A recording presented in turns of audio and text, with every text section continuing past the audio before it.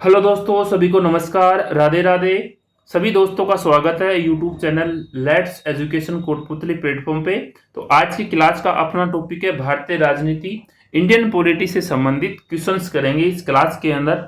जो भी साथी नया जुड़ा है चैनल को लाइक शेयर और सब्सक्राइब कर दीजिए। तो आज का पहला क्वेश्चन है अपना कि स्वतंत्र भारत में राज्यसभा की पहली बैठक किस वर्ष हुई थी। आजाद भारत के अंदर राज्यसभा की पहली बैठक कब होती है? तो कब होती है? 1950 में होती है, 1952 में, या 1953 में, या फिर 1954 में। तो होती है 1952 के अंदर होती है, 1952 में। ऑप्शन डी इसका राइट आंसर हो जाएगा। अगला क्वेश्चन है कि निम्नलिखित में से किस संशोधन के द्वारा 6 से 14 वर्ष की आयु के सभी बच्चों को निःशुल्क और अनिवार्य शिक्षा को मौलिक अधिकार बनाया गया था? तो किस अमेंडमेंट के तहत बनाया गया था? 82वां अमेंडमेंट, या फिर 83, या फिर 84, या फिर 86? तो वो अमेंडमेंट था 86वां। ठीक है, इसके तहत 6 से लेकर 14 वर्ष के जो भी बच्चे हैं उनको निःशुल्क शिक्षा और अनिवार्य शिक्षा को क्या किया गया? मौलिक अधिकार बनाया गया। तो ऑप्शन डी इसका करेक्ट आंसर हो जाएगा। अगला क्वेश्चन है, संविधान के किस संशोधन ने आईसीएस अधिकारियों के विशेष अधिकारों को समाप्त कर दिया और संसद को उनकी सेवा शर्तों को निर्धारित करने का क्या दिया? अधिकार दिया। तो किस अधिनियम के तहत? 28वां संशोधन अधिनियम 1972, या फिर 24वां संशोधन अधिनियम 1971, 29वां संशोधन अधिनियम 1972, या फिर 26वां संशोधन अधिनियम 1971? तो वो अधिनियम था 28वां। ऑप्शन ए इसका करेक्ट आंसर हो जाएगा कि 28वां संशोधन अधिनियम 1972 के तहत। ऑप्शन ए इसका राइट आंसर हो जाएगा। अगला क्वेश्चन है कि संविधान के 74वें संशोधन के द्वारा 12वीं अनुसूची में जोड़े गए मदों की संख्या कितनी है? तो कितनी है? 11 है, 16 है, 18 है, फिर या 20 है? तो वो कितनी है? तो वो है 18 है। ऑप्शन सी इसका राइट आंसर हो जाएगा। नेक्स्ट क्वेश्चन है कि निम्नलिखित में से कौन राज्यसभा का पदेन अध्यक्ष होता है? तो आपको बताना है इनमें से कि राज्यसभा का पदेन अध्यक्ष कौन होता है। राज्यपाल होता है, मुख्यमंत्री, राष्ट्रपति, या फिर उपराष्ट्रपति? तो कौन होता है राज्यसभा का पदेन अध्यक्ष? तो वो होता है उपराष्ट्रपति होता है। ऑप्शन डी इसका राइट आंसर हो जाएगा। अगला क्वेश्चन है, निम्नलिखित में से किसे भारत के संविधान द्वारा मौलिक अधिकारों पर उचित प्रतिबंध लगाने की शक्ति दी गई है? किसको दी गई है? राष्ट्रपति को, संसद को, सुप्रीम कोर्ट को, या फिर संसद और सुप्रीम कोर्ट दोनों को? तो किसको दी गई है वो? तो वो दी गई है संसद को, यानी पार्लियामेंट को। किसको? पार्लियामेंट को दी गई है। ऑप्शन बी इसका राइट आंसर हो जाएगा। अगला क्वेश्चन है, अपने कार्यालय की शक्तियों के प्रयोग के लिए राष्ट्रपति को किसके प्रति जवाबदेही बनाया गया है? तो किसके प्रति जवाबदेही बनाया गया है?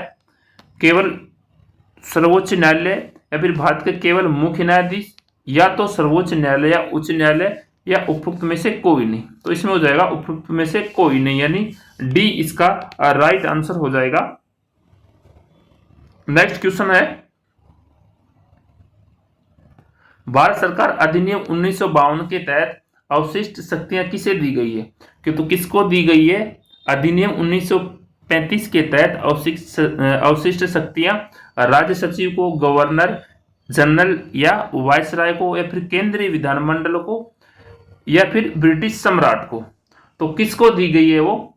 तो वो दी गई है गवर्नर जनरल या वायसराय को। ऑप्शन बी इसका राइट आंसर हो जाएगा। अगला क्वेश्चन है, निम्नलिखित में से कौन संविधान सभा की महिला सदस्य नहीं थी? तो कौन नहीं थी संविधान सभा की महिला अध्यक्ष? दक्षिणी वेलायुद्दीन नहीं थी, या फिर बेगम एजाज रसूल, लीला रॉय, या फिर नेली सेन गुप्ता? तो संविधान सभा की महिला सदस्य नहीं थी, वो थी नेली, यानी ऑप्शन डी नेली सेन गुप्ता नहीं थी। ऑप्शन डी इसका राइट आंसर हो जाएगा। अगला क्वेश्चन है, किस मामले में सर्वोच्च न्यायालय ने कहा है कि प्रस्तावना में संशोधन किया जा सकता है?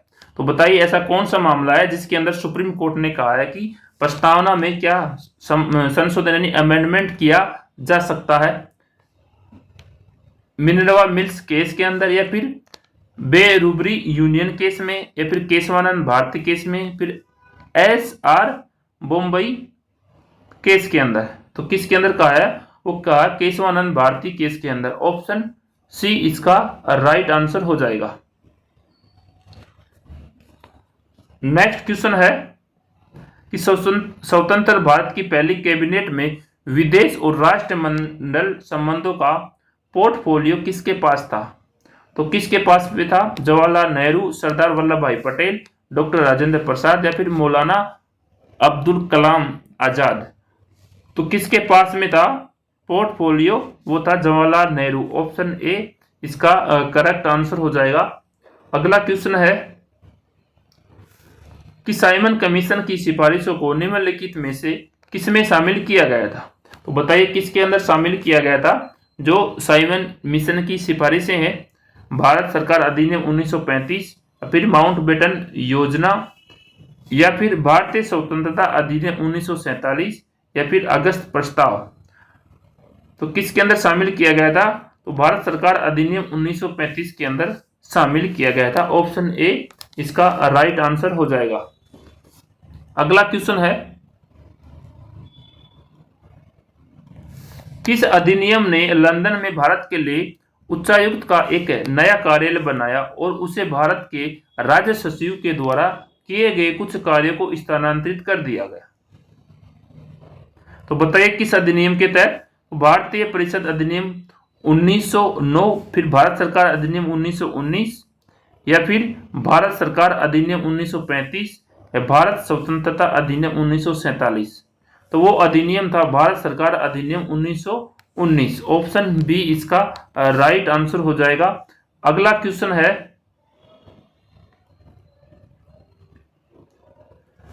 नए राज्य निर्माण या राज्यों के नाम परिवर्तन के लिए निम्नलिखित में से किस अनुसूची के अंदर संशोधन की आवश्यकता है?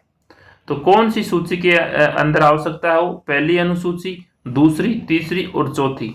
तो जो पहली अनुसूची है उसके अंदर संशोधन की क्या आवश्यकता, यानी पहली अनुसूची के अंदर क्या बताया गया? राज्यों के बारे में और यूटी यानी यूनियन टेरिटरी यानी केंद्र शासित प्रदेशों के बारे में बताया गया, उनकी सीमाओं के बारे में बताया गया। तो वो ऑप्शन ए हो जाएगा, यानी पहली अनुसूची।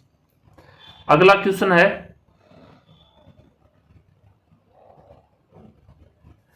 मौलिक अधिकारों के संबंध में निम्नलिखित में से कौन सा कथन सत्य है? तो इनमें से बताना आपको कि मौलिक अधिकारों के संबंध में इनमें से कौन सा कथन है जो सत्य है?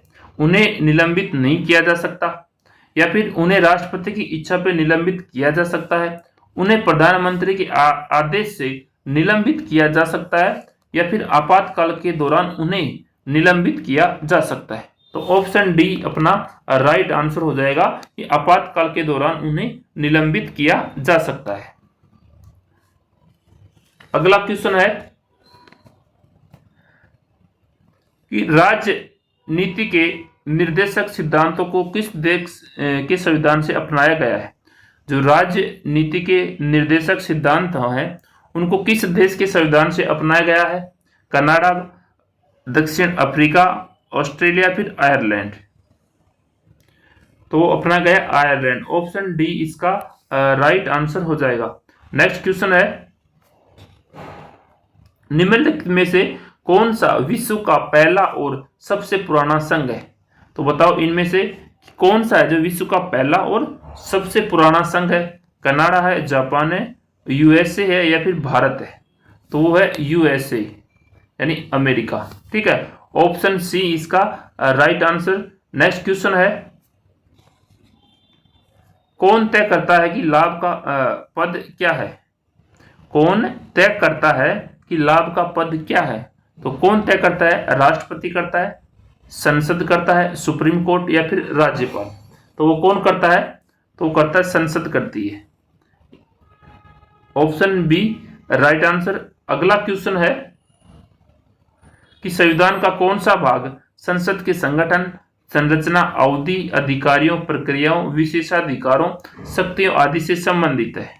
कौन सा भाग है? भाग 4, भाग 5, भाग 6 या भाग 7? तो वह भाग 5 है। जो संसद के संगठन, संरचना, उसकी अवधि, अधिकारियों, प्रक्रिया और विशेषाधिकारों, शक्तियों आदि से संबंधित है। भाग 5, ऑप्शन बी इसका राइट आंसर हो जाएगा। और आज का लास्ट क्वेश्चन है अपना कि प्राक्कलन समिति के अध्यक्ष की नियुक्ति कौन करता है? तो कौन करता है प्राक्कलन समिति के अध्यक्ष की नियुक्ति? राष्ट्रपति करता है, प्रधानमंत्री, लोकसभा अध्यक्ष या फिर यहाँ पे राज्यसभा अध्यक्ष कर लो आप, ये डबल टाइप हो गया। राज्यसभा अध्यक्ष करता है या फिर लोकसभा अध्यक्ष, फिर प्रधानमंत्री या फिर राष्ट्रपति?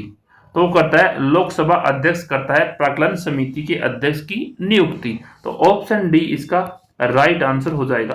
तो ये अपने क्वेश्चन से इंडियन पॉलिटी के। तो सभी दोस्तों का धन्यवाद, थैंक यू। मिलते हैं नेक्स्ट क्लास में नए क्वेश्चन के साथ में।